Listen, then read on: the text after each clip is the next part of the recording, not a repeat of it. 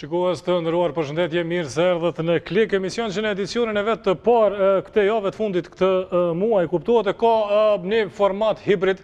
Në fakt do të tentojmë që nëpërmjet dy intervistave të trajtojmë dy prej zhvillimeve kryesore në politikë të kohëve të fundit, kuptohet fjalimin e presidentit Thaçi, adresimin e tij para qytetarëve të Kosovës dhe vizitën e kryeministrit të Shqipërisë Edi Rama në Kosovë. Mënyra se si do t'i trajtojmë është që në fillim të emisionit do të transmetojmë një intervistë të cilën kolegu ynë në Shtetet e Bashkuara Halil Mula e ka realizuar me ambasadorin Frank Wisner, ish dërguarin e posaçëm të Shteteve të Bashkuara për statusin e Kosovës, dhe më pas me mysafirin tonë të sonte do të kthehemi në analizë të asaj interviste dhe në analizë të asaj që po ashtu është deklaruar sot nga Edi Rama, kryeministri i Shqipërisë pas vizitës së tij dy ditore në Kosovë. Mysafiri im sonte është Islam Lauka, ish ambasadori i Shqipërisë në Kosovë. Përshëndetje, mirë se erdhët. Mirë se u gjeta lart. Javë intensive besoj për gjithë ne që i përcjellim zhvillimet politike.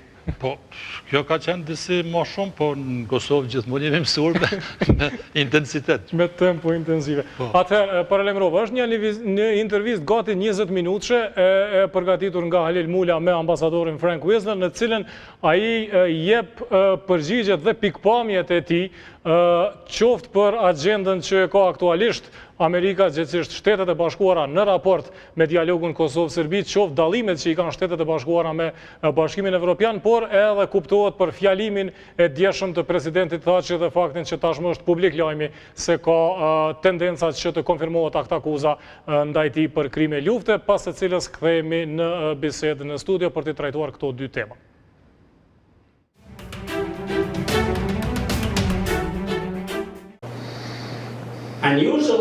Unusual is becoming usual these days.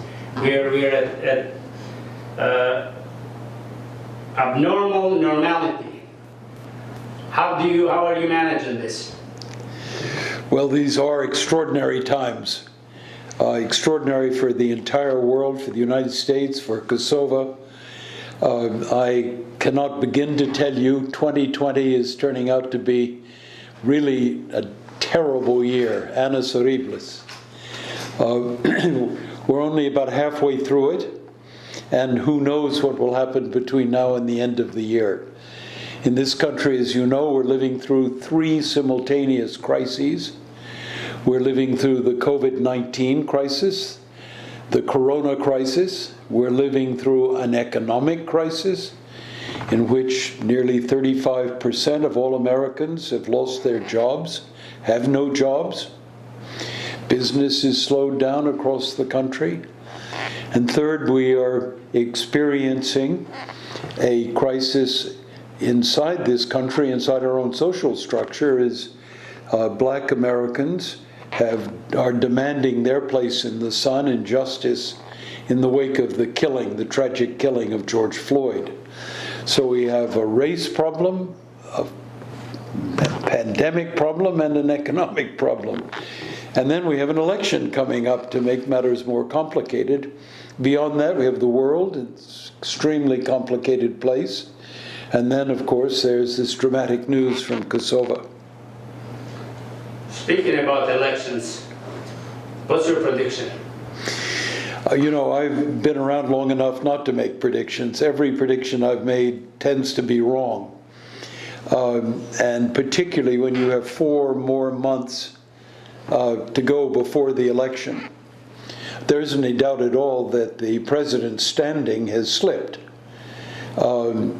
Has he got the chance to recover it, to develop a narrative that will attract Americans? Does his story about the economy or law and order carry?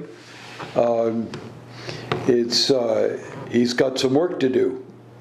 His opponent is a very skillful man who's determined not to make mistakes and who's showing considerable strength in a number of the most contested states in this country. Equally of great importance as well is the Senate, the elections for the Senate, where the Republicans are having to fight quite hard to keep their majority.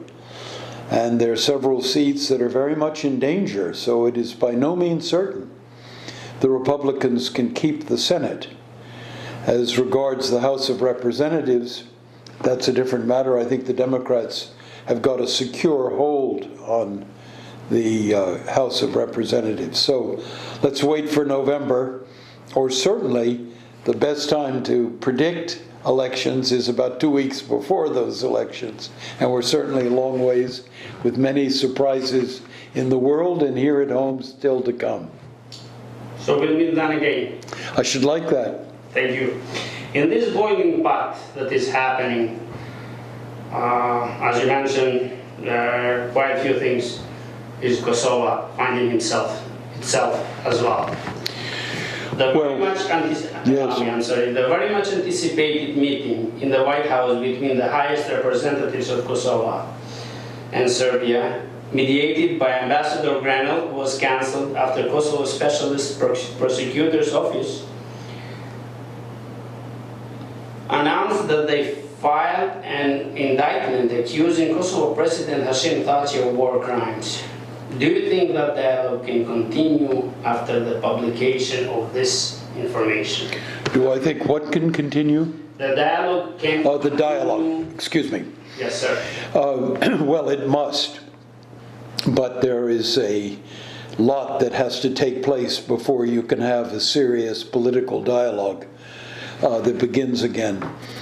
I look at this period as one of the great periods of trial in the short history of the modern independent Kosovo. There's never been quite a crisis of this magnitude. This is a deep constitutional and political crisis at the same time.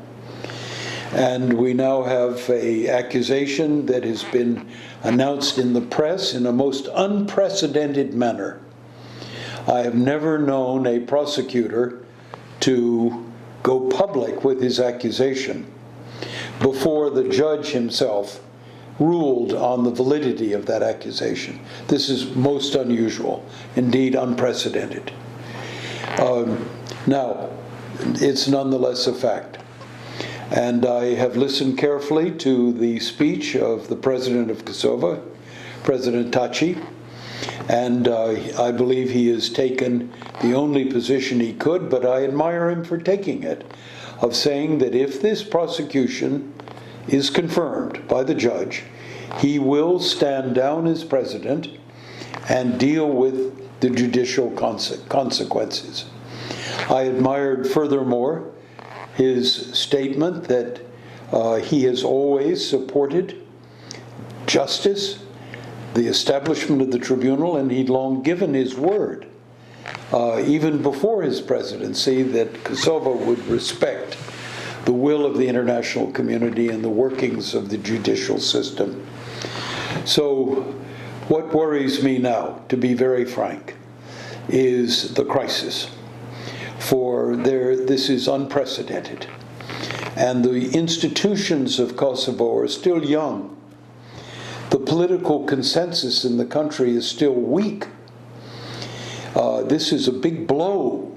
If a president resigns and the government has only a slim majority in parliament, how then do you pick up the pieces, reconstitute a working government system? Not to mention how you then move to face the charges of the specialist chambers. So I think it is a time in which all Kosovans need to be concerned about the endurance and stability of their country and its institutions. And while I make no judgment about what leaders should do or not do, they know their best interests. If there is a moment to rise above personal differences, partisan differences, and come together in a statement of national unity to preserve the stability of the country and create governance of a unified governance to face the economics and the health consequences and this crisis, then this is the moment. And I believe all friends of Kosovo from the outside need to support such a coming together. Of course, at that point, a negotiation needs to continue. The Europeans have indicated they would like to play a role in this negotiation. I'm sure the United States is going to keep an interest going. But that's several steps away from where we are today. We have to get through the crisis, have to manage this crisis. As you mentioned yourself, although the pre-trial judge is currently reviewing the indictment to decide on whether to confirm the charges, would you say that this damaged the negotiating position of the Kosovo's President Taci? Of course it has. There isn't any other way to look at it. He has been the charges, the presumed charges against him have been made public. As he said in his own speech, it's like what the United States in this country use the word a kangaroo court, where you are tried and hanged before the judge even listens to your case. Whatever happens, he has now been charged of heinous crimes. And even if these crimes are not sustained by the judge or are defeated in the course of the judicial proceeding, for the rest of his life he'll go around carrying the burden of accusation of war crimes and crimes of quite horrific specificity. So of course he's been weakened. There is no doubt about that. But there's a difference between his personal liability and his responsibilities as president of Kosovo, and Kosovo's need for strong, stable leadership, president, prime minister, parliament, and government at this time. That's the overwhelming important question. How to preserve Kosovo's independence, its sovereignty, its stability. This is what's at issue, much more than the personality of the president. And so while my heart goes out to all of those who were accused, it's a very difficult time in their lives, and to the president who I know personally and have worked with, while my heart goes out to all of them, the major issue today is the future of Kosovo. Ambassador, there is also a lot of talk in various cycles labeling this indictment and politically motivated against KLA. Do you see these political elements in it? You know, I cannot explain why the prosecutor did what he did. Only he knows why he did it, and I also feel that we will learn reasonably soon, when the judge makes his decision, what the reasons were to have to do this highly unusual and not appropriate, in my judgment, measure. But we'll find out, and I'm not going to speculate. I don't know why he did it. But what I do know is that it has left all of us in a terrible position. Those who wish well for Kosovo, myself, this country, Europe, of which Kosovo is part of the European whole, we're all now faced with a very tough problem. And it is time for all of us to be very mature and sensible and work together. I disagreed, and I wrote my disagreement along with Undersecretary Nicholas Burns last week in the Washington Post with the negotiation that Grinnell had organized in the White House. I disagreed with that. I disagreed with it because I do not believe you can have a negotiated outcome involving Kosovo and Serbia unless Europe and the United States are hand in hand.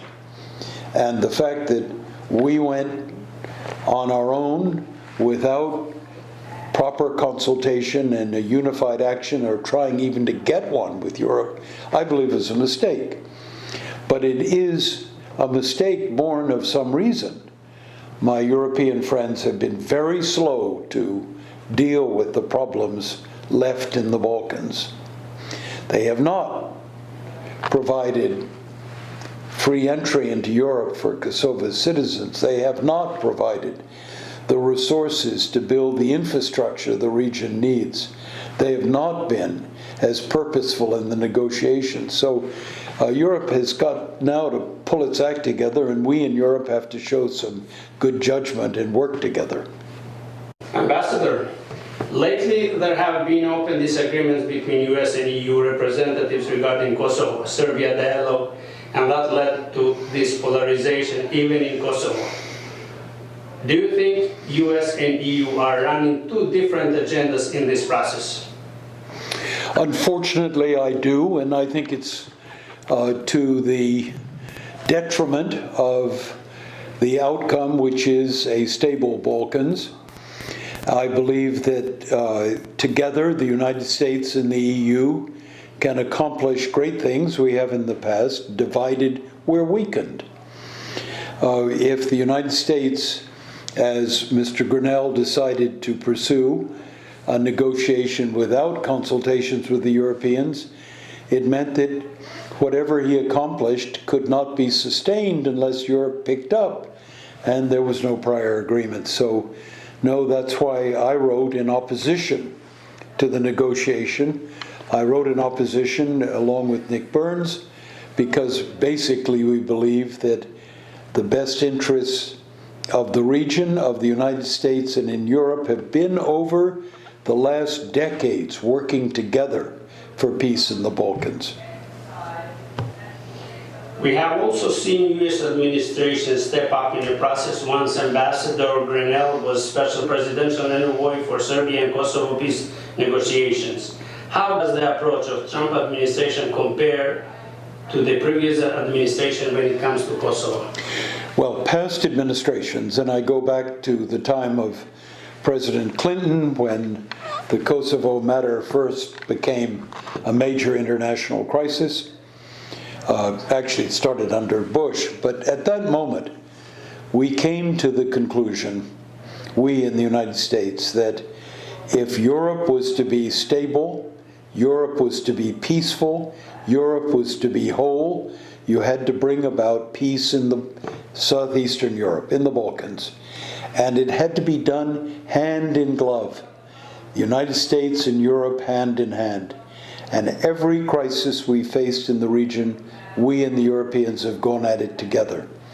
Sure, we've had a little bit differences here or there, different approaches, different sense, but a sense of common purpose. Now, my problem with the current administration was a decision that one would cease to cooperate with Europe, try to find some ground between Vučić and President Taci, and bring everybody to Washington, what I feared would be largely a ceremonial event, a photo opportunity in a political context, without a well-thought-through strategy. And that well-thought-through strategy had no common features with the Europeans. So I had grave reservations. Whether I had no problem with trying to lend a hand, but I would have preferred that hand be done cooperatively. But isn't that the same way that the EU is behaving, trying to take a lead and pushing US aside? No. Until this point, the EU, with our full understanding and support, had taken the lead. Mrs. Mogherini and before Dame Cathy Ashton, they had all asserted the responsibility for bringing the two parties together. But we were always fully consulted and part of their thinking and understood what they were trying to accomplish. And were providing our political encouragement to the negotiation and our continuity of economic support to Kosovo in this case, and the presence in NATO's operations in the region with full American support.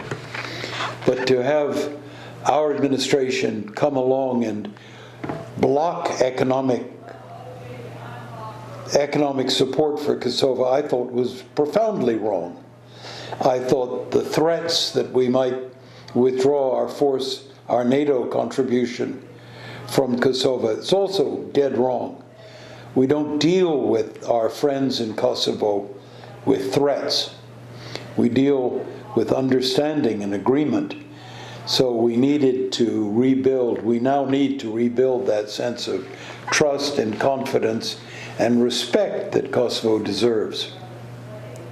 Ambassador, as Ambassador Grenell's predecessor, whom represented the White House in the negotiations for Kosovo's status, Yes. brought to the independence, Yes. what would your message be to him, to Ambassador Grenell, and to the Kosovo leadership? All right.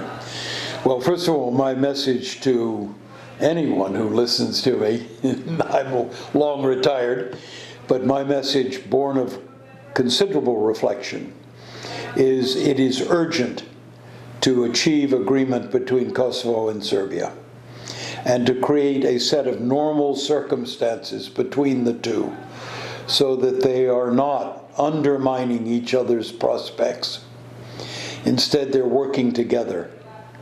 I believe that is an urgency and it must be maintained. But in light of current events, in light of the fact that President Taci, we wait to see what the judge is going to do. But if the president is indicted and stands down, we have a short-term issue of working with the leadership in Kosovo to make certain the country stays together and operates and maintains calm and order and produces a political collectivity to sustain the country. That's the first requirement. And to do so with Europe and to offer to Kosovo a clear path that if Kosovo can get its political house in order and carry forward in its negotiations, there will be clear, measurable benefits that will flow to Kosovo as she is invited into the European family. And those benefits have got to be tangible and clear. And I believe they should be economic. I believe the building of infrastructure is a key component where Europe, with support from the United States, needs to take a lead. The building of institutions, the justice system, all are ongoing works that have to continue. But right now, the task is stabilize the political environment. Ambassador, once again, thank you. Thank you for taking time to be with us. Thank you for being Kosovo's friend and for walking Kosovo through the birth and now advising us as a friend. And my good wishes, my very good wishes to my friends in Kosovo. I recognize what a tough time this is for all of you. God bless. Godspeed. Thank you, sir.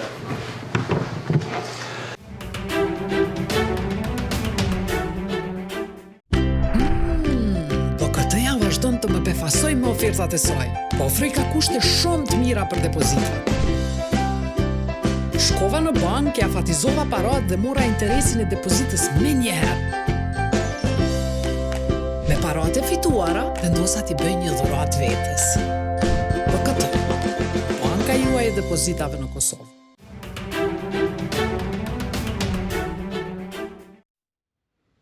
Do që intervistën të cilën Halil Mulja ka zhvilluar me ambasadorin Frank Wisner, ishte dërguarin e posaçëm të Shteteve të Bashkuara për statusin e Kosovës. Intervistë kjo e dhënë pas fjalimit të presidentit Hashim Thaçi. Kthehemi në studio për të filluar bisedën me ish ambasadorin e Shqipërisë në Kosovë, Islam Laukën. Po flasim për 3-4 poenta të cilat ambasadori Wisner i përmendi, por arsyeja pse u bë intervista dhe arsyeja pse ato tema dolën në sipërfaqe ka qenë një fjalim i mbrëmshëm i presidentit Thaçi i bërë disa ditë pasi u konfirmua lajmi ose u publikua që është një aktakuz në proces ndaj tij, e cila duhet të konfirmohet ose jo. Edhe po e nisim me atë që në fakt u nis edhe në intervistën me Wisnerin.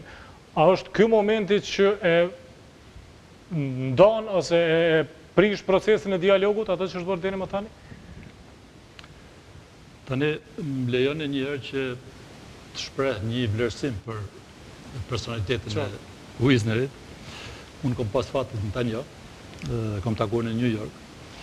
kur a ishte i dërguar për procesin e statusit Kosovës që erdhe deri te pavarësia.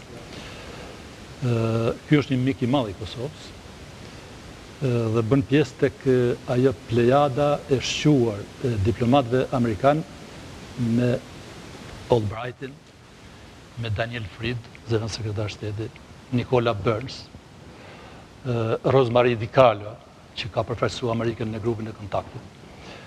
Dhe shkurt, ky përfaqëson diplomacinë tradicionale amerikane në Kosovë, atë që jemi mësuar të njohim ne. Për fat keq, më duhet ta them të, pasardhësi i tij, Richard Grenell, edhe ai është përfaqësues i presidentit në bisedimet Kosovë-Serbi, ai përfaqëson Amerikën, administratën vërtet, por nuk përfaqëson politikën dhe diplomacinë tradicionale amerikane. Në gjykimin tim, veprohet gabim dhe jo i vogël, strategjikisht, që barazohen të gjitha administratat amerikane, unifikohen në qëndrimet e tyre, dhe thuhet se politika e jashtme amerikane është pandryshueshme, ka binar që nuk ndryshojnë me dhjetra vjeçar, kurse po ta shohim në praktikë dhe thjesht të krahasojmë këta dy përfaqësues, çfarë tha zoti Wisner dhe çfarë thot Grenelli, ju e dëgjuat besoj që ky u distancua shumë qartë nga politikat e presionit, agresivitetin ndaj me thonti i Grenellit. Kjo thash shprehimisht, ne miqt tonë në Kosovë nuk i trajtojmë me kërcënime. Më fal, po tani u arrit dhe aty sa bllokuan ndihmat e mijëvjeçarit, apo jo. U kërcënu se Amerika do të tërheq trupat e veta të kontingjentit këtu, të KFOR-it. Tani, çfarë janë këta? Shumë studius, jo vetëm unë, po amerikan aty, edhe të krahut demokrat, edhe republikan, por edhe studius të pavarur të universiteteve amerikane e kanë konstatuar këtë dhe shtojnë pyetjen. Ore zotëri, po ngatroni, ke kemi kriju ne, kush është fëmia ynë, kush është krijesa jonë, ke kemi ndihmuar. Kjo është Kosova, nuk është Serbia, sepse çfarë kemi sot ne, pas në tetor më duket se u emërua Grenelli. Do të thonë pas sa i takon 8-9 muaj. Do të thonë, i shoshitim ne, heqim fjalë të këto fakte, çfarë kem sot? Kem një Kosovë që ka heq tarifat, ka heq reciprocitetin dhe ka heq dorë nga kërkesat për antarësim në OKB. Po, çfarë janë këto? Çfarë janë këto? Këto janë kërkesat e Serbisë.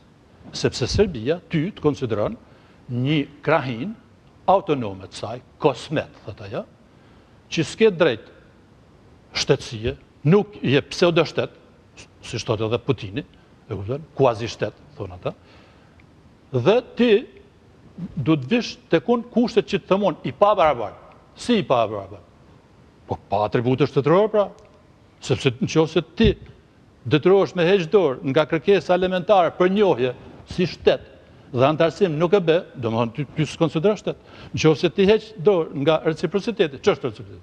Barazia është parimi bazë në mes shteteve të pavarura dhe sovrane. Dhe zbatohet kur ku tjetër në marrëdhëniet fqinjësore. Nuk ka marrëdhënie fqinjësore pa parimin e reciprocitetit.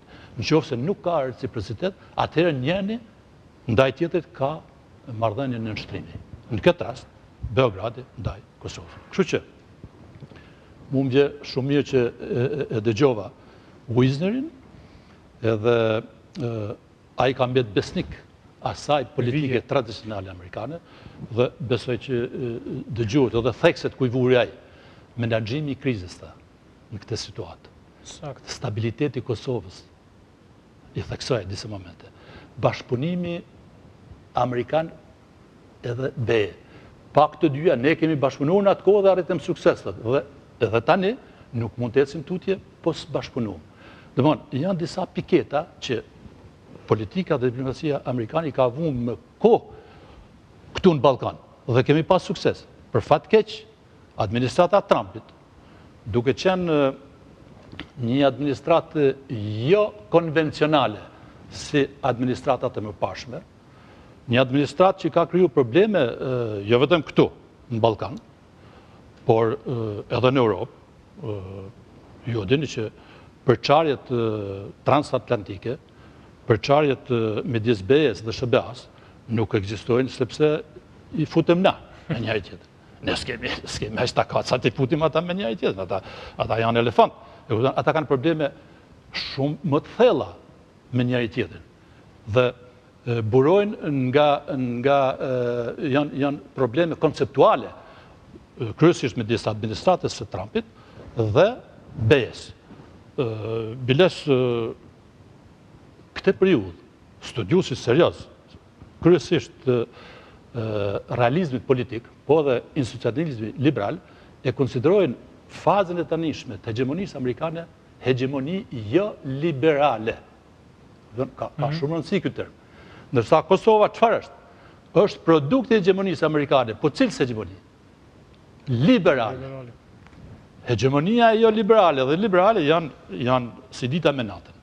Për fat keq, ne kemi qëlluar në këtë moment sot që nuk është vetëm Kosova dhe Ballkani me probleme. Wisneri tha, ne në Amerikë tha kemi 3 probleme themelore. Krizën, domethënë pandeminë, krizën ekonomike dhe krizën sociale dhe protestat politike që kërkohet barazie kundër racizmit dhe tjerë.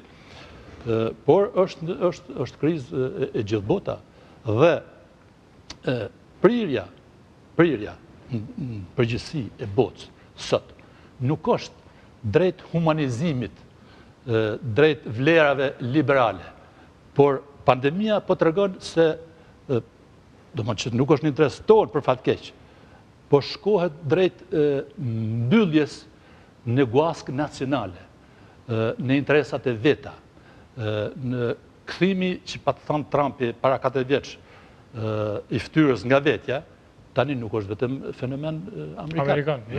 Ja, është edhe europian. Jo pat Hungaria, Serbia, Turqia, Italia, Spanja, që u braktisën nga BE-ja, sepse ne flasim për solidaritet dhe vlera europiane, apo jo? Dhe Italia mbetin mes 4 rrugëve, në kulmin e krizës, kur vdisin aty me mira vetë, nuk i ndihmoi kush, në të njëjtën edhe Spanja. Ku shkoi tash kjo frymë europiane, këto vlerat, solidariteti, e kupton, identiteti evropian e tjerë që e kanë gojën plot, e kupton, me ne të paktën. Ku vajten? Dhe kjo tendencë domethënë kjo prirje drejt përforcimit të egos kombëtare nuk është favorin e Kosovës.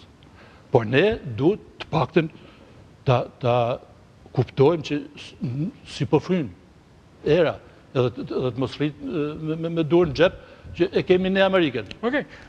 Po para se të kthejmë pyetjes parë, edhe pse në atë do të marr përgjigje, nga kjo që thatë, nëse kthehemi edhe pak më mrapa, i bjen që prej që është vendos regjimi, nëse mund të quaj ashtu, ky i tarifave, në Kosovë janë ndru 2 qeveri, edhe dikush mund të thoshte që pikërisht për shkak të marrëdhënieve me Amerikën e kanë humbë pushtetin edhe Ramush Haradinaj edhe Albin Kurti, edhe tash kemi një qeveri të tretë për më pak se 1 vit.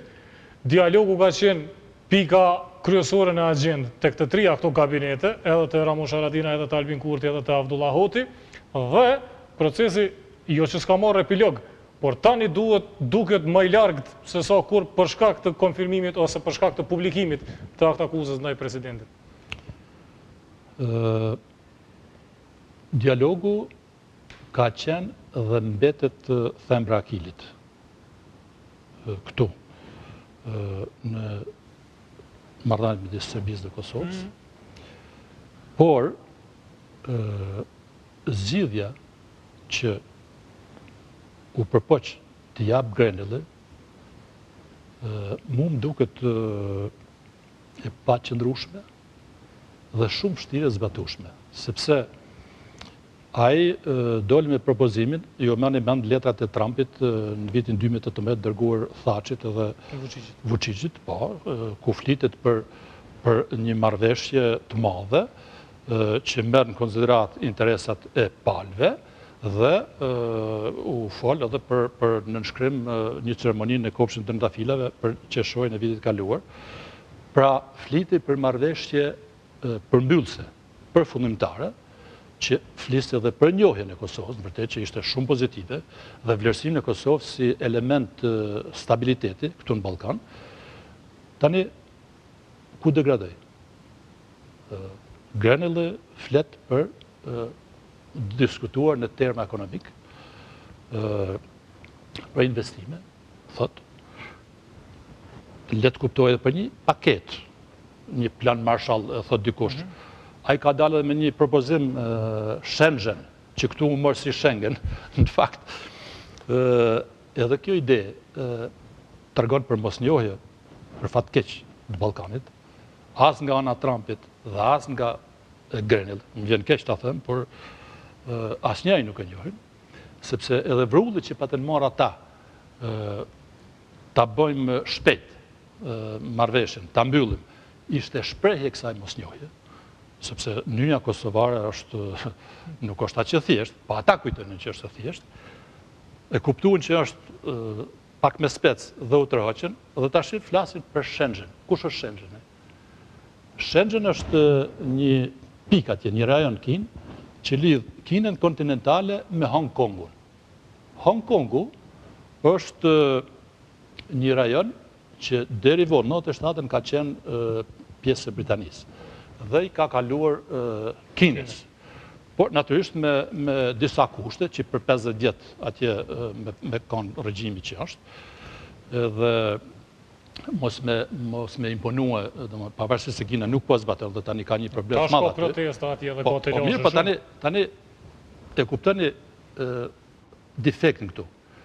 Hong Kongu, pjesë që ka qenë dikur në perandorinë britanike, i është dorëzuar Kinës. Dhe ai propozon të bëhet një Schengen këtu. Kush është Hong Kongu këtu dhe kush është Kina? Kush kujt i kthehet? Më fal, e para kjo. E dyta, kjo është problem parimor, konceptual. Nuk shkon ky krahasim tek ne. E dyta,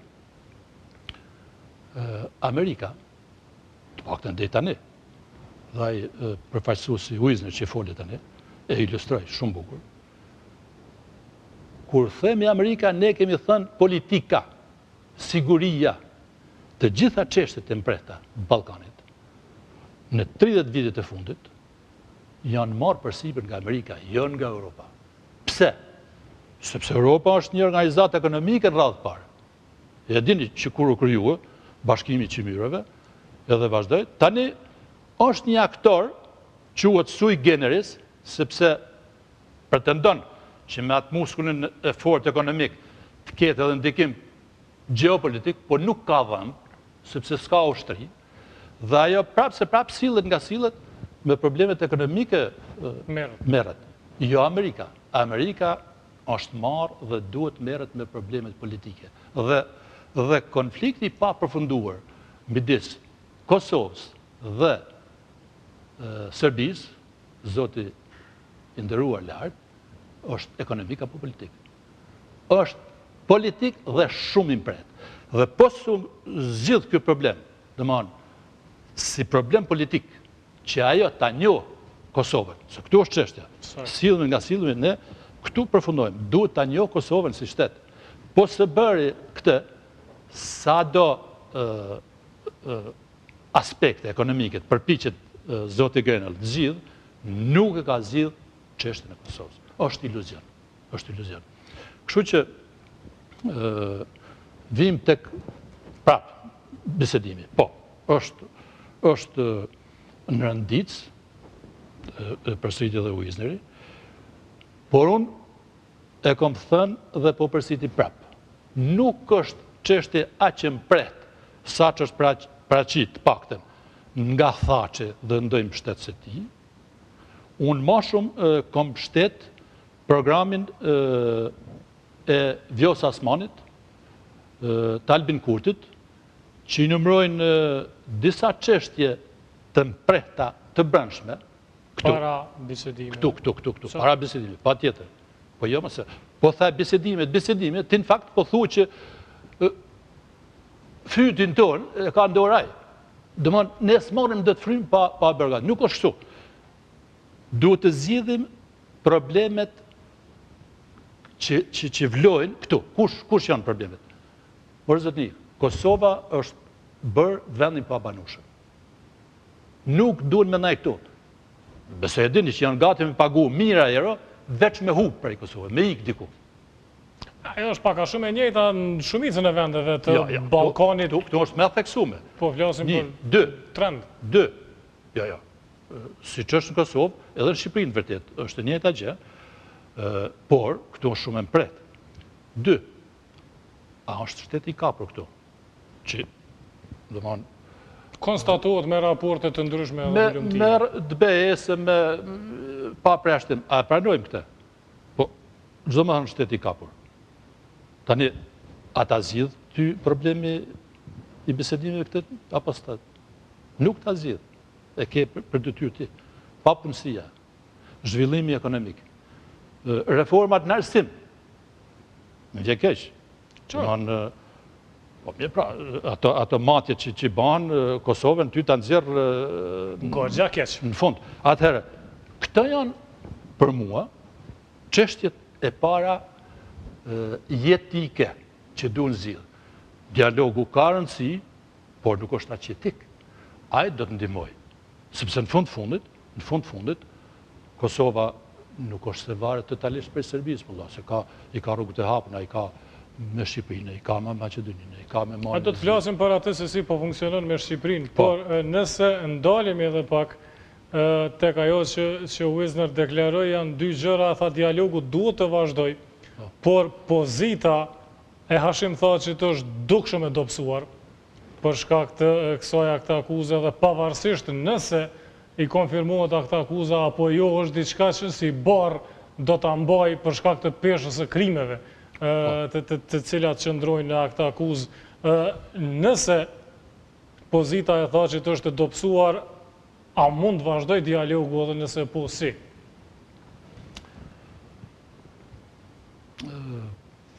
Shiko, është shumë e diskutueshme kjo, sepse edhe pa qenë me këtë ngarkesë, Thaçi, dialogu nuk është se ka shkëlqye.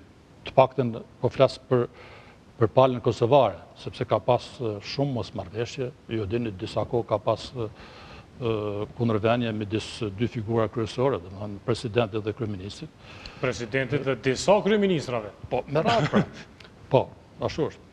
Dhe ajo që konstatohet nga çdo analist është se nuk ka konsensus.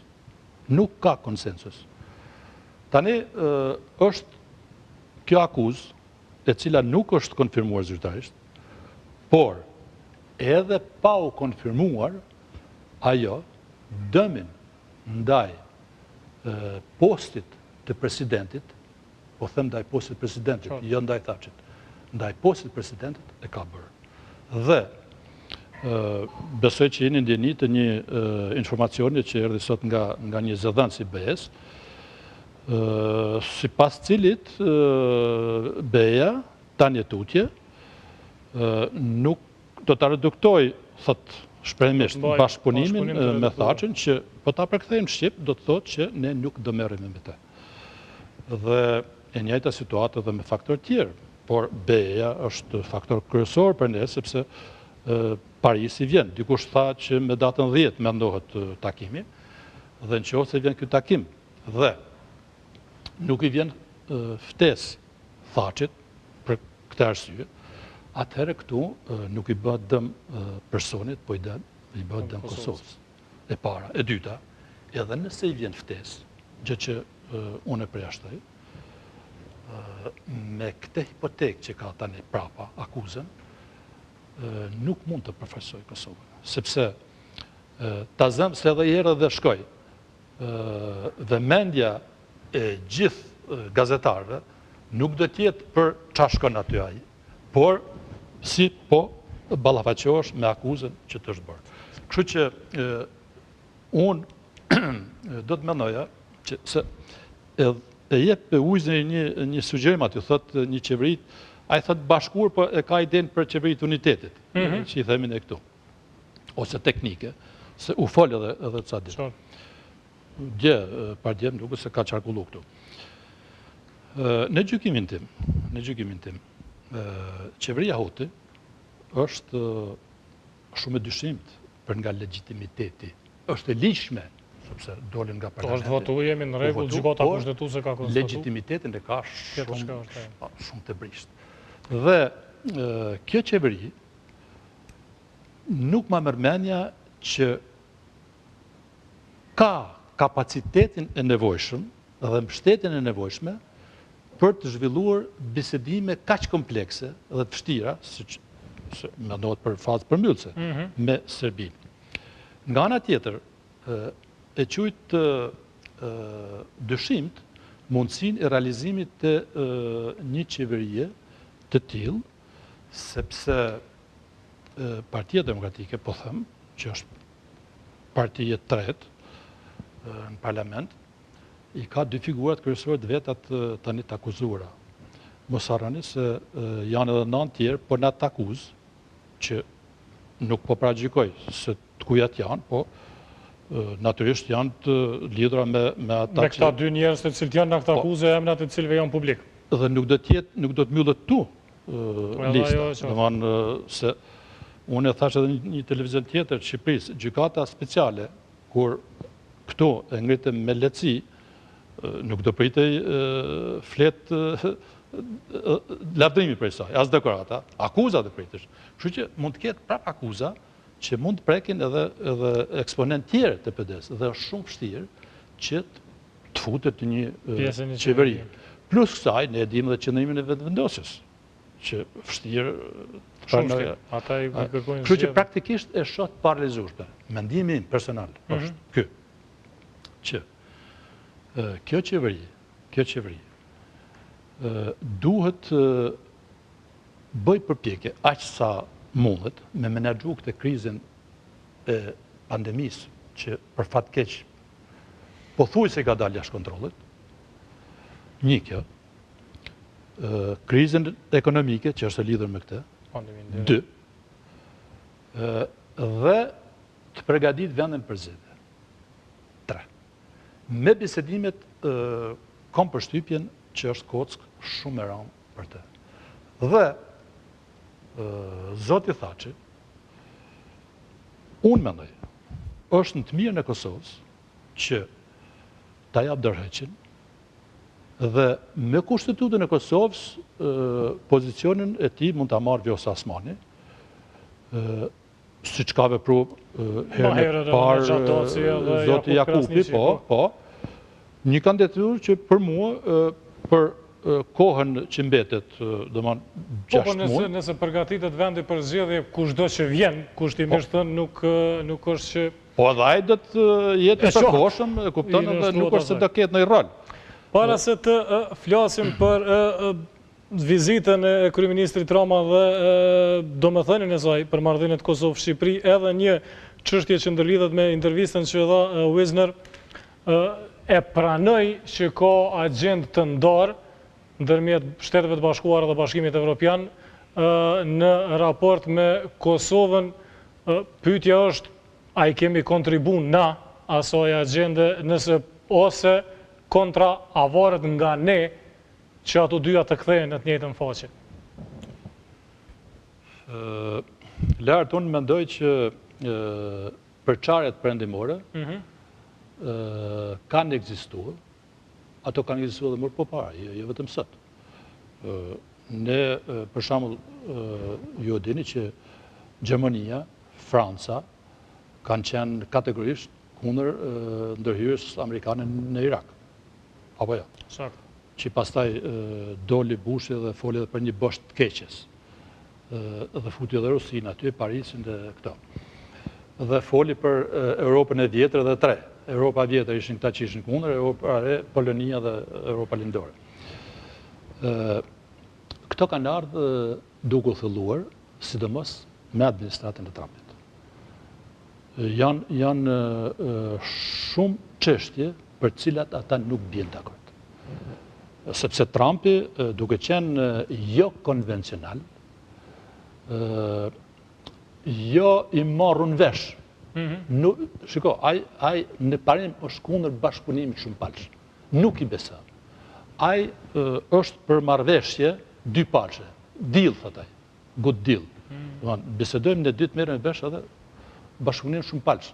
Organizatën ndërkombëtare ai mundësisht i hek për rani ditës. Dhe e dini ju kemi që ikun nga marrëveshja e Parisit për klimen, që është një problem i madh, nga marrëveshja me Iranin. Pa pyet këta, Europian. Ka bërë një marrëveshje të njëanshme me Talibanët në Afganistan.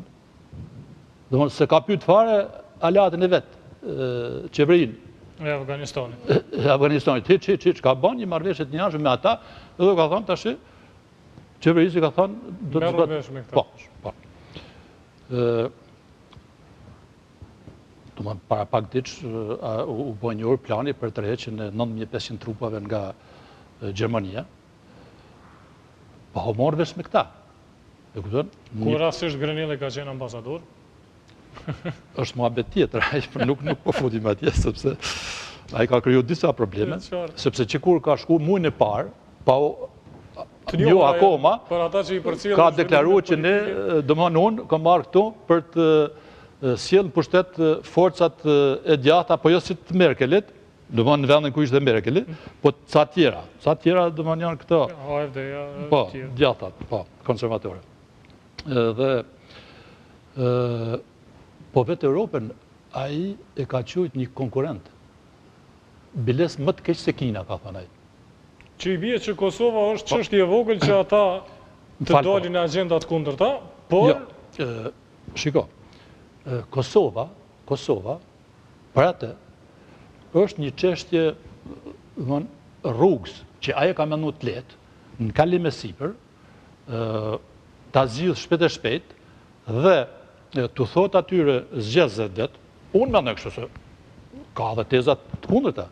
Po unë mendoj kështu që siç premtoj në 2016 që unë jam njeriu juaj, unë jam përfaqësuesi juaj, i forti që do kthej ushtar që tjerë pararësit e mi kanë çuar atje me luftue për njerëz që si njohim as i dim, as na s'kem as interes, sepse ky thot aleancë pa aleancë që mbjep bombër zëni. Qa fitoj unë nga aleanca e NATO-s të taj? A fitoj gjë? Jo. Nduhet. Etj. Tani, ky mendoj që ta zgjidh këtë problemin e Kosovës shpejt e shpejt dhe t'u thotë zgjedhësve tani, se është fushat atje elektorale. E mani mend që kom thonë unë para 4 vjeç. U kom thonë që do të mbyll konflikte dhe do ik nga konflikte që nuk i duhen Amerikës. Dhe një ndër këto e arrita unë e marrëveshjen. Dhe për mendimin tim, nuk ka fare rëndësi për atë. A fito Kosova, a fito Serbia, a merr tokë Kosova, a s'merr hiç kjo, po merr Serbia. Po ka interes që këtë ta paraqes si mbajtje të fjalës para elektoratit amerikan, do me thonë, shikoni, unë do mani mbaj fjalët, unë mbaj premtimet, unë jo maj që duhet zgjidhem, unë jo bie bit këtu, jo ai Bideni. Dhe në këtë kuptim, Kosova nuk është ajo që i ka kriju mosmarrveshjet me Amerikën. Kosova ka bën një gjë të keqe, domethënë udhëheqësit e Kosovës. Duke njohur këto mosmarrveshje, janë munduar me shfrytzu për agenda personale. Për fat keq. Këtë ka bërë presidenti. Pse? Sepse e mbani mend ju kur ishte Mogherini që mbështeste tezën e shkëmbimeve territoriale, presidenti tha që bashkë me Vučićin shkojshin te çofrogja saj. A di çdo çofrog? Po le, po i them. Kom parasysh. Dhe aty rrishin ata, sepse ajo i nanuriste këto idetë për shkëmbime territoriale. Iku Mogherini, tashi ç'a ndodhi? Erdhi Grenelli. Dhe këta kryuan atë iluzionin Që edhe mund shtyhet. prap ky mund të bëjnë diçka. E kupton? Për këtë çështjen e shkëmbimit. Që është një tezë, në fakt, Grenelli tha është tezë e Boltonit. Pavarësisht se para ca kohësh e ka mohu, ka thonë s'di gjë hiç. As se kom një. E tha edhe prap. Po pra, e ka thënë në një deklaratë. As se kom një, as në praninë time kur tash i thot ka qenë si tezë, po ka qenë e Boltonit dhe jo e Trumpit. A nëse sheh librin e Boltonit dhe sheh që Po tash kush më garanton mua që nesër nuk del një tjetër dhe thot kjo ka qenë tezë e Grenellit, unë s'di gjë për këtë punë. Tani këto e di çan këta. Këta në lojna dhe të çojnë të një mentalitet i vjetër që ekzistuar në Shqipëri. Domthon atje baba në veri, domthon atje është ujë e pasër, po turbullohet të poshtë ka të vjen. të poshtë nga vjen nga këta. E kupton? Kjo nuk shkon. Kjo nuk shkon. Ka qenë edhe njëjtë edhe për carin atje. Në Rusi, cari është burr i mirë, po këta qinovnikat, këta nënpunësat e turbullojnë ujë të rrugës. Domthon, për ta përmbyll, përçarjet perëndimore ekzistojnë. Ne kemi për detyrë që këtu, me njëri tjetrin, Të kemi konsensus. të merremi vesh dhe të mos përpiqemi të shfrytëzojmë. Por për gjykatën speciale, më duhet ta theksoj këtë, sepse ka paqartësi dhe u ngritën disa teori konspiracioni. Pse u bën 3 ditë në prag takimit, kush a mos ndërhyri këtu beja, me ja prish suksesin Grenellit, apo ndërhyri krahu demokrat me i prish punë Trumpit në fushat, apo dikush shihte edhe prapaskena më të thella, Putin. Në fakt edhe tha që në Fjalime, tha që nuk e dini se është rasti apo intrigë, kështu që E tha në fjalimin vet. Por e vërteta është ndryshe. Kanë mosmarrëveshje ata për ato që thash, por për gjykatën e drejtësisë asnjë mosmarrëveshje. qartë. Edhe Amerika, edhe Europa janë bashk sponsorizuese të gjykatës. Amerika ka kryeprokurorin, Europa ka gjykatësit, dhe të dyja kanë lobuar këtu në Kosovë, shumë, dhe një ndër ushtarët e gatshëm për të zbatuar çfarë thanë alatët tanë, ka qenë edhe presidenti i vendit. Cili e pranoi ato edhe në fjali. Tash në pjesën e dytë do të flasim për vizitën e Edi Ramës në Kosovë dhe marrëdhëniet Kosovë-Shqipëri. Do të ndjekim një material, është diku 4-5 minuta nga preskonferenca e sotme e kryeministrit shqiptar, për të kthyer më pas në pjesën e dytë të emisionit për të komentuar atë që ai deklaroi, por edhe zhvillime tjera të kohëve të fundit në raportet Tiranë-Prishtinë. Kryeministri i Shqipërisë Edi Rama gjatë një konference për media në aeroportin e Prishtinës tha se në Kosovë qëndrojnë në funksion të një nevoje kombëtare. Kryeministri Rama propozim akt akuzën ndaj 2 drejtuesve të UÇK-s, Hashim Thaqit dhe Kadri Veselit, e quajti fletë të ngjashme si ajo e revolucionit kinez. Është privilegj të jesh në pozicionin që jam unë dhe të t'jepet mundësia të kontribosh për atë çka ishte dhe është sot e gjithë ditën vlera historike e luftës shqiptare të Kosovës. Unë jam këtu në funksion të një nevoje kombëtare, besoj, për t'i dhënë një mbështetje të plot Kosovës dhe të gjithë përfaqësuesve politikë të saj. Komunikata e ashtu quajtur për mua një fletrufe e ngjashme si 2 pika ujë me komunikatat më thonjza publike për gjatë revolucionit kulturor kinez dhe e kombinuar me momentin e publikimit të saj përbën një arsye, pavarësisht nëse publikimi i saj është i rastësishëm apo i qëllimshëm në prag të një takimi me rëndësi në Shtëpinë e Bardhë. Kryeministri i Shqipërisë Edi Rama tha se në Kosovë nuk ka ardhur për t'ju dhënë leksione të tjerëve, por vetëm për mbështetje, duke theksuar se Shqipëria e ka detyrim të mbështesë Kosovën pa kushte. Shqipëria e ka detyrim të mbështesë Kosovën pa kushte, dhe cilido që është në rolin e kryetarit të qeverisë në Shqipëri duhet jetë mishërimi këtij detyrimi. Por Shqipëria as nuk e ka dhe as nuk do ta marrë përsipër detyrën e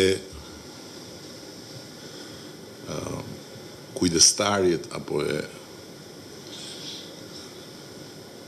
tutorit, mentorit që nga lart i tregon udhëheqësisë në Kosovë se çfarë duhet bëj. Kryeministri Rama tha se i ka kërkuar takim kryetarit të AK-s Ramush Haradinajt, por se ai nuk ka pranuar. Njoftoi se do ta tërheq padinë ndaj Haradinajt. Ramushit i kam kërkuar takim si të gjithë të tjerëve për të shkuar për ta vizituar në selinë e tij apo në shtëpinë e tij, ku ta dëshironte, siç pata kënaqësinë ta vizitoja sot Isa Mustava në shtëpinë e tij. Dhe si paditës që shkon tek i padituri, besoj që nuk ishte ai që ulej duke më hapur derën, por më tepër që doja diskutoja edhe me të për këtë çështje që është shumë e madhe se unë, shumë e madhe se Ramushi, shumë e madhe se të gjithë ne si emrat përveçëm, do ta tërheq padinë, jo se ajo është e vogël për mua, po sepse është shumë e madhe ajo që sot duhet të bashkojë të gjithë. Kryeministri i Shqipërisë Edi Rama ndër të tjera foli edhe për mini Schengenin ballkanik, që siç tha është në interes të Kosovës dhe Shqipërisë. Sipas tij, mini Schengeni ballkanik është interes strategjik i shqiptarëve. Dhe faleminderit për Ndoqëm disa nga deklarimet e kryeministrit të Shqipërisë Edi Rama sot në Prishtinë në fund të vizitës së tij në Kosovë. Edi Rama nuk është i vetmi, por ka qenë goxha i zëshëm në këtë mbrojtjen që i është bërë vlerave të UÇK-s pas një akte akuze që është publike për 2 emra, dorën zemër, drejtues të UÇK-s, njerëz shumë të rëndësishëm në atë ushtri, por 2 emra të përvetshëm. Edhe duket që e ka marrë një farë roli që të vihet në mbrojtje disa vlerave të luftës në Kosovë, kur në Kosovë ka tendenca që të bëhet dallimi. Apo akuzohen, Hashim Thaçi dhe Kadri Veseli, apo krejt UÇK-ja?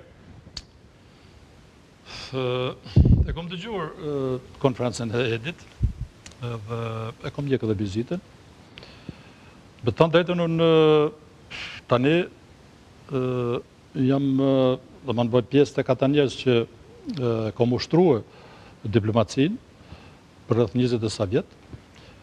Dhe tani jam në rolin e studiuesit politikës, diplomacisë, edhe i shoh përpiqen paktën të shoh këtë deklaratat në konferenca shtypje, në tash ka dalë edhe Twitteri, se mjet shumë se kopjojnë Grenellin këta dhe Trumpin.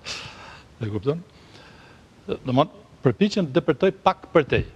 Edhe në këtë rast, domthon unë i lëm me janë gjithë ato që tha kryeministri për kombin e për vlerat e për këto, dhe vizitën e Ramës këtu e shoh në 2 aspekte.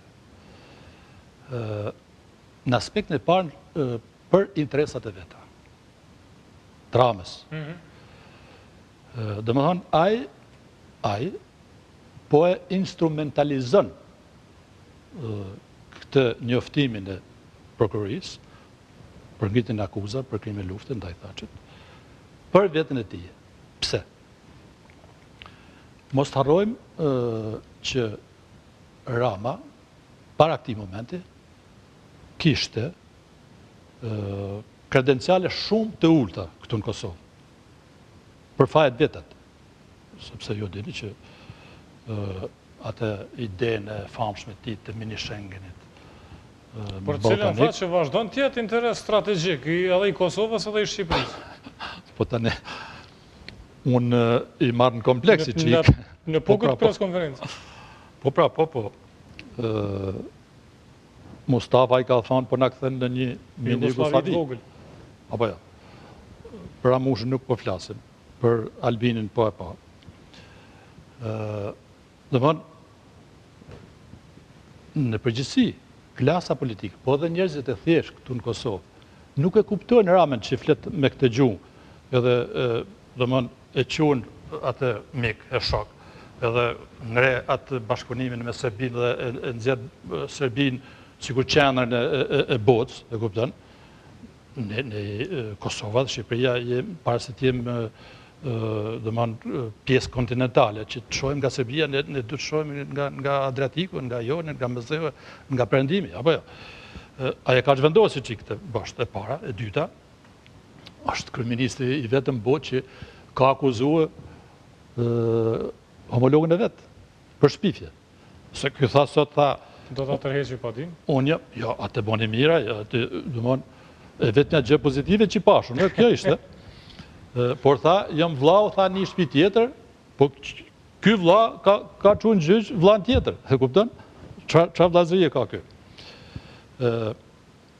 Pa përmend ato që ky është bashkuar me Thaçën dhe me Vučićin me atë idenë e shkëmbimit territorial dhe biles e ka marrë një model të Rugova, se thotë të Rugova, edhe qosja thotë e mbështesi këtë tezë, dhe një rast i tillë, thotë një shans i tillë, domethënë shkëmbimesh për me rregulluar çështjet me Serbinë vjen një herë në 100 vjet. Saj është me tezën e Vučićit që Serbia të morë veriun, pastaj Kosova tikin me Shqipërinë, bëjnë çka doin, s'kam interesu, Kosovë pavarur s'ka. Ky është qëllimi i tij dhe ky e mbështet të. Dhe del domethënë si baba ky i zgjidhjes çështjes kombëtare shqiptare se e bashko Kosovën. E bashko me çfarë Kosovë mërzitni. Kështu që me këto kredenciale trena, ky e kapi këtë moment edhe deshe me arto. E dyta, ky e ka smundje, domethënë të mbrëmshme, si personale. Atë mu heq si baba, e kupton, i shqiptarëve. Tash jo thatë që mo nuk po merreni me diplomaci, po kur themi smundje e brendshme kjo diplomatike s'është as pak, këto besoj e kemi parasysh. Tani unë kom gjykuar dhe gjykoj nga veprimet e tij. E kom qartë. Ai hiqet sikur është babai i kombit shqiptarës atij. Dhe kur ndodh ndonjë problem si ky, do të marr baba me qetësu fëmijët, me marrë me të mirën, me u thonë, organizon, se, kupton, erdhi këto, tha kë, për të në gjuhë bitë, kupton, qa mendimesh, po kanë dhe për të sugjeruar si të veprohet dhe tha, duhet me qenë bashkë, duhet me, kupton, bashkë, po me çka, për çfarë ide? Për çfarë ide? Se unë jam kundër unitetit fatës. Bashk, po. Unik, po. Po, me ideet për shkëmbim territorës, me qenë bashk, aja është në dëmë të Kosovës. Apo jo? Bashk, në qoftë është një ide e mirë. Po, natyrisht, kundër, dhe u bo mirë që opinioni Kosovës, po edhe partitë politike, u ngritën kundër tezës shkëmbimit territorë, dhe kjo është një ndër arsyet që ajo domethënë nuk u zbatuat deri tani të paktën. Natyrisht edhe ndihma e Merkelit, mbështetja që i bani. Kështu që ky ka këto dy objektiva dvetat. Për veten e vet, nuk i ka për Kosovën, s'ka punë Kosovë këtu. Ky vjen për vete këtu. Qëllimi i tij është të fitojë pikë dhe të dal nga jo puseta, se foli për një puset, sot ai, sa liberis, po në fakt në puset kishte ra vet ai. Kishte ra vet në puset, e kupton, dhe këtë njoftimin e gjykatës speciale e përdori. Po, e shfrytëzoi këtë moment për të heqë, ja, e keni babën ju këtu, sa ta keni babën mos ashtu. Domthon, ky është qëllimi i kësaj vizite. Dhe unë e vlerësoj Ramush Haradinajn, e vlerësoj që nuk shkojnë takim. Nuk e priti gjithësisht. Kurdo? Nuk e pritin takim. Po, logjika, se unë në gjojnë një deklarat ti ke Dukagjini, logjika ti ishte e qëndrueshme. Si mund shkojnë takim, domthon, i akuzuri... Ja, s'ka kuptim. Çka? Falso? Ja. Po i kthejmë edhe njerë për fund të emisionit, i kemi edhe 3-4 minuta. Po. Çështja e mini Schengenit po vazhdon, Rama të insiston që është interesi joni strategjik, kundërshtohet nga pothuajse i tërë spektri politik në Kosovë, ndërkohë dha lajmin për këtë tregun energjetik, kur ma herët thatë Kosova duhet të orientohet ka Shqipëria edhe duhet shikoj edhe kanale tjera, a ka tendenca për agent për bashkët, apo pra po duket që po i shtyjmë çështjet e ndara? Para se të shkojmë të kjo, unë desha të theksoj diçka edhe për Fjalimin e Thaçit, sepse nuk e përmendëm fare. Sepse edhe Thaçi... Që në fakt është arsye pse u trajtu në dy tema. Po pra, në fjalimin e tij ishte instrumental. Domthon, ishte fjalim, më duket mua, i studium, e kupton, si rrallë herë, se nuk është quajtur ky për fjalime. Jo, nuk është quajtur. Nuk e ka atë prirje, e ka prirje tjera që duhet me vlerësu, po për fjalime nuk është quajtur. Këtë e kishte fjalim të mirë, por që nuk i ikën dot instrumentalizimit, sepse edhe Thaçi në fjalimin e vet, domethënë në format pak më të maskume, fshihet pas UÇK-s, pas luftëtarëve të lirisë. Dhe flet edhe për gjak të dëshmorëve, bashkëluftëtarëve të tjerë. Tani është një kryeprokuror amerikan, Williamson, quhet ai, i cili e njeh Kosovën mirë dhe ka kryesuar task force-ën e BE-s pas raportit të Dikmartit. Këtu. Pas vitit 2011 dhe në vitin 2014 e ka paraqit të raport. Çfarë thaj? Sepse bazë për formimin e gjykatës speciale është pikërisht kjo. Ky raport i Williamsonit, që është amerikan, dhe është një ndër bashkëautor të akuzës kundër Miloševićit, mos harroj. Pra, nuk mund të akuzojmë për filorusat. Apo ja, as anti-UÇK, as anti-shqiptar. Dikmartin po. Unë jam ndër ata që, kur ka darë raporti, në kundërshtim me detyrën time si ambasador, kam bën një shkrim publik, një faqe gazete. E famshëm ai rast. Po, për qëndrimet e tij që unë i kam gjykuar dhe prapë gjykoj, si raciste kundër UÇK-s, anti-shqiptar dhe me disa etiketime që na çonte ne në mesjet në shqiptar, e kupton? Me atë omertën e tjetër. Tani ka një situatë tjetër këtu, që edhe ky raport i Williamsonit e thekson, edhe vendimi i parlamentit të Kosovës me 2/3, amendimi kushtetues që u kriju gjykata speciale. Nuk kemi të bëjmë me raport Dikmartit. Ka ikaj. Ai është sponsorizuar nga Moska, nga Beogradi, po. Është fakti pa diskutueshëm. Unë di edhe kur janë takuar me Lavrovin, e kupton? Edhe çfarë ka thënë Lavrovi, se ka lëshuar tjetër. Por tani kemi një fakt tjetër më zotëri. Që ti akuzohesh nga kjo gjykatë që mbështesin miq tu strategjik. Dhe që e kena votu vetë. Dhe që e ke votu vetë, pra, dhe ti që akuzohesh ke qenë eksponent kryesor lobus për të miratuar, pavarësisht se pastaj ke bënoj përpjekje për ta shfrytëzuar në 2017 ose me letrat e drejtuar Pompeos që të vinë këtu të gjykoj ose të përfshi edhe etni tjera dhe vetëm shqiptar. Po më fal, o zotni, ku ishe ti në 2015? Pse nuk e ngritit këtë çështje? pse i ngret tani? Se del një absurditet këtu. Këta që të shirun ty, NATO, BE-ja, Amerika, tani ti po i akuzon që janë kundër ÇK-s, po njollosin ÇK-n, po dëmtojnë Kosovën, ndërsa fakti është se ata ty të bënë qytet pavarur. Me fjalë tjera po thoni që UÇK-ja spreket si e tillë, por emrat përveçën brenda asaj po. M'fal, Williamsoni thotë kështu. Unë i besoj atij.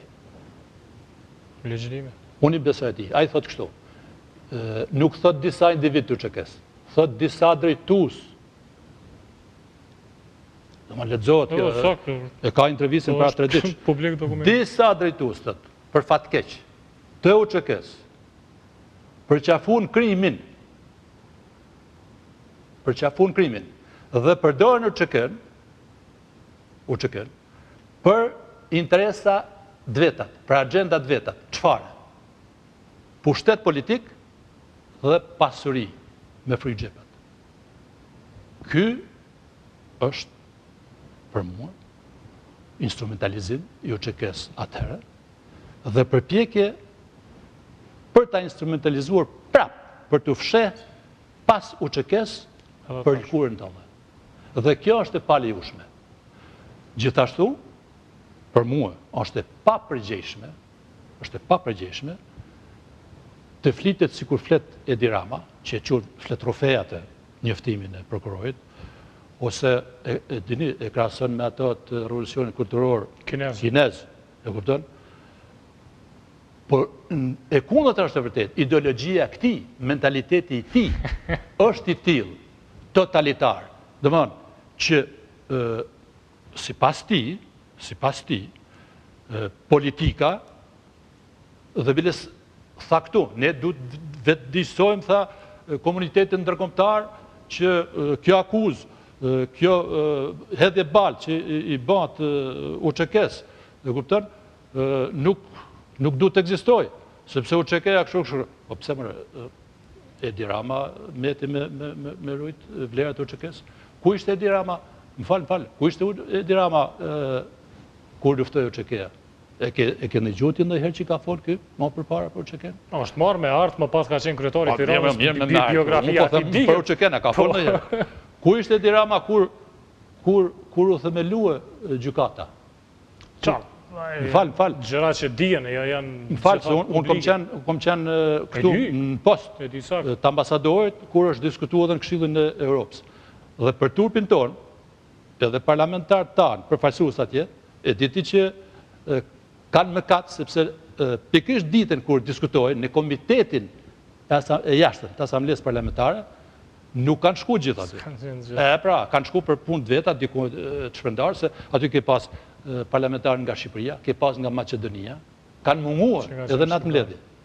Nuk e kanë dhënë atë kontribut që kërkohet, elementar. Dhe ky është gabimi ynë, që ne nuk i rrim punë zgati para se mu ban. Por kur ta shpërthen. Po kur shpërthen. Po tash është kot, sepse edhe fundit, më vjen shumë keq ta them edhe këtë. Edhe tezat e Edi Ramës, edhe të Hashim Thaçit në Fjalim, që akuzojnë gjykatën tonë, se gjykata jotja kjo. Apo ja? Sakt. Është gjykata e Kosovës, edhe ka të shkruajmë aty Shqipilis, edhe në Hagë. Dhomat e specializuara, Shqip është, e vetëmja gjë që është shumë Shqip, as i gjë tjetër. Këto termat, gjykat politike, gjykat e njanshme, gjykat që njollos UÇK-n. E dini ku i kom dëgjuar për herë të parë këtë terma? Tek agitacioni dhe propaganda ruse kundër Tribunalit Ndërkombëtar të Hagës. Në çdo rast që Tribunali Ndërkombëtar i Hagës jepte pafajësi luftarëve të UÇK-s, përfshirë Ramushin, se i dha 2 herë, e kanë quajt gjykat politike të njanshme që njollos Serbinë. Të njëjta terma, për fat keq, përdoren sot nga ata që duhet ta mbështesin dhe ta ruajnë, sepse Rama, e kupton, i bën dëm edhe Shqipërisë kështu.